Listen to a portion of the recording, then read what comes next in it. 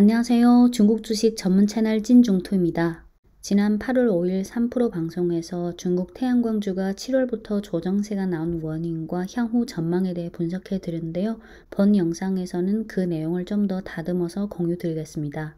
중국 태양광 대표주의 주가 흐름을 보면 4월 말부터 6월 말까지 중국 증시 반등과 함께 동반 반등한 후에 7월 들어 조정세가 나오기 시작했습니다. 폴리실리콘 대표주인 통유의 주가 흐름을 보시면 4월 27일부터 7월 5일까지 89% 급등한 후 7월 6일부터 8월 5일까지 25% 하락했습니다.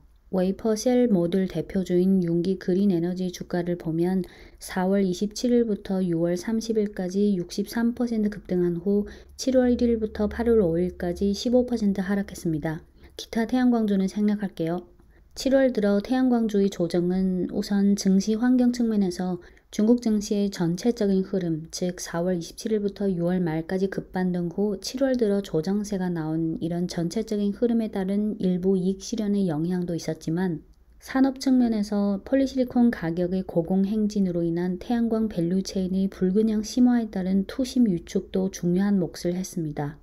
7월부터 지금까지 태양광 업종이 돌아가고 있는 상황을 파악하려면 폴리실리콘 가격, 폴리실리콘 공급, 태양광 수요, 밸류체인별 공급 균형, 주가, 그리고 투심 이 몇 개 측면을 알아야 하는데요. 지금부터 하나하나 분석해 보겠습니다.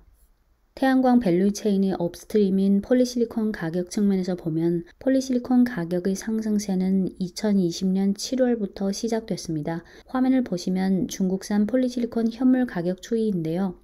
2020년 7월 초 가격이 킬로그램당 8.5달러, 2021년 1월 초 가격이 13.15달러, 2022년 1월 초 가격이 36.05달러, 2022년 6월 말 가격이 40.24달러, 2022년 8월 1일 기준 44.02달러까지 고공행진을 멈추지 않았습니다. 지금부터 화면은 안 보셔도 됩니다. 이런 상황에서 올해 7월 들어 각종 노이즈가 잇따라 나왔는데요.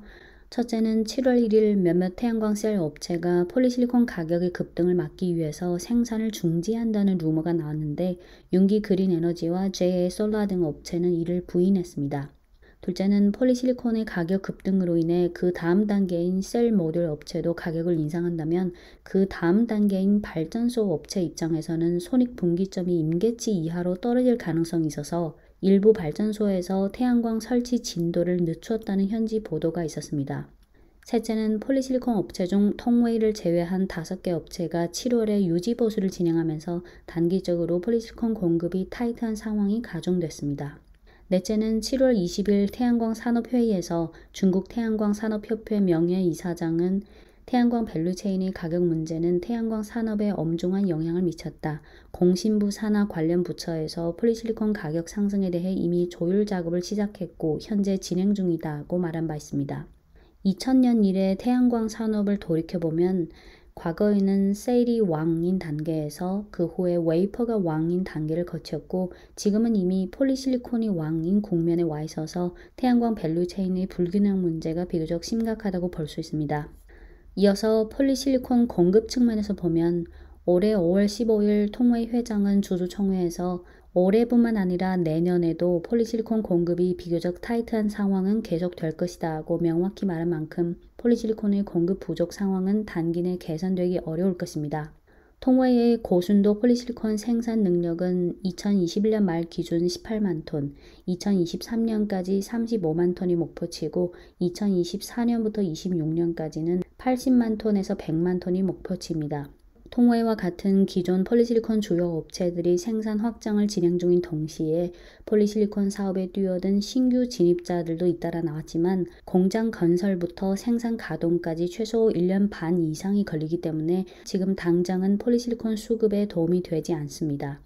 PV인포링크에 의하면 2022년 초, 2022년 말, 2023년 말 기준 폴리실리콘 생산 규모는 264기가와트, 442기가와트, 663기가와트로 2022년과 2023년의 성장률이 각각 67%, 50%에 달할 것으로 전망됩니다.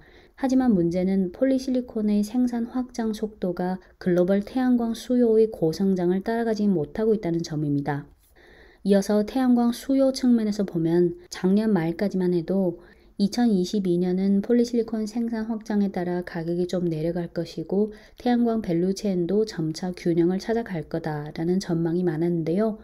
올 들어 글로벌 태양광 수요의 급증 속도가 당시 예상을 훨씬 넘어섰습니다. 중국과 해외 시장을 보면 중국 시장은 탄소 중립이라는 정부의 명확한 전략 방향하에 중앙 국유 기업들이 태양광 발전소 건설을 대대적으로 확대하는 것이 이미 일종의 정치적 임무가 된 데다 작년 말 중앙경제공작회의에서 2022년은 인프라 투자를 적당히 앞당겨서 하자고 제시한 만큼 올해는 신인프라 건설 확대의 중심이 태양광을 비롯한 탄소 중립 분야가 되면서 올 상반기 중국의 태양광 신규 설치량은 전년 동기 대비 137% 급증했습니다.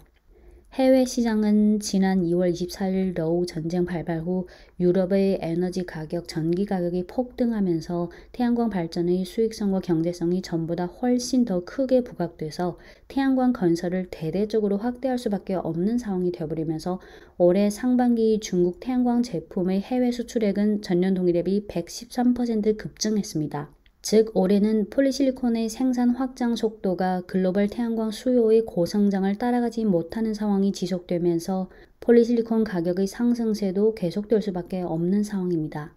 이어서 밸류체인별 공급 균형 측면에서 보면 폴리실리콘, 실리콘 웨이퍼, 셀, 모듈 이 4개 분야 중 폴리실리콘만 공급 부족이고 나머지는 지금 모두 공급 과잉인 상황이므로 폴리실리콘 가격의 고공행진을 지금 어떻게 할 수가 없고 셀, 모듈 업체들의 이익률도 영향을 받게 되기 마련입니다. 중국 현지 업계에서 태양광 밸류체인 이익의 60%는 다 폴리실리콘 쪽에서 벌어갔다라는 한탄까지 나오기도 했습니다.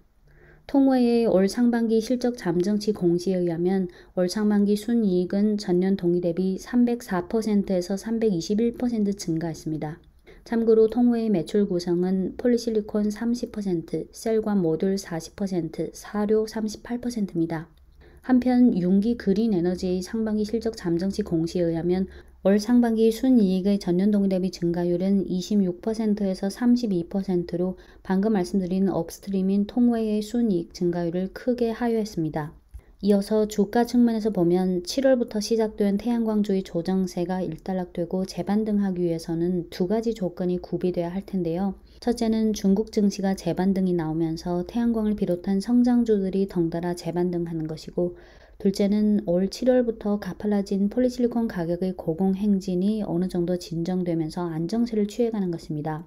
하지만 현재 상황으로 봤을 때 8월 중국 증시는 경기 둔화와 실적 시즌 속에서 등락을 거듭하는 장세가 한동안 계속될 가능성이 높아 보이고 가격, 수급, 수요 등을 비롯한 태양광 밸류체인의 불균형 상황을 고려하면 폴리실리콘 가격의 고공행진은 단기 내에 진정되기 어려울 것으로 보입니다. 이어서 투심 측면에서 보면 폴리실리콘 가격의 고공행진이 계속된다면 이론적으로는 통웨이와 같은 폴리실리콘 업체는 실적과 이익률이 동반 향상되겠지만 융기 그린에너지와 같은 웨이퍼 셀 모듈 업체는 매출은 성장하지만 이익률은 낮아질 수 있어서 밸류체인별로 투심상의 격차가 나타나겠지만 현실적으로는 앞서 분석한 폴리실리콘 가격의 고공행진으로 인한 태양광 밸류체인의 불균형으로 인해 태양광 업종 전반에 대한 투심이 위축되는 상황이 계속된다면 폴리실리콘 종목이라 하더라도 이런 분위기 속에서 예외가 되기는 어려울 것입니다. 8월 말까지 실적 시즌이 일단락되면서 중국 현지 투자자, 특히 기관 투자자들이 업종 간 리밸런싱을 어떻게 진행하는지 지켜봐야 하겠지만 태양광주의 재반등을 기대하기에는 단기 내에 쉽지 않을 것으로 보입니다. 네, 이상 중국 주식 전문 채널 진종투였습니다.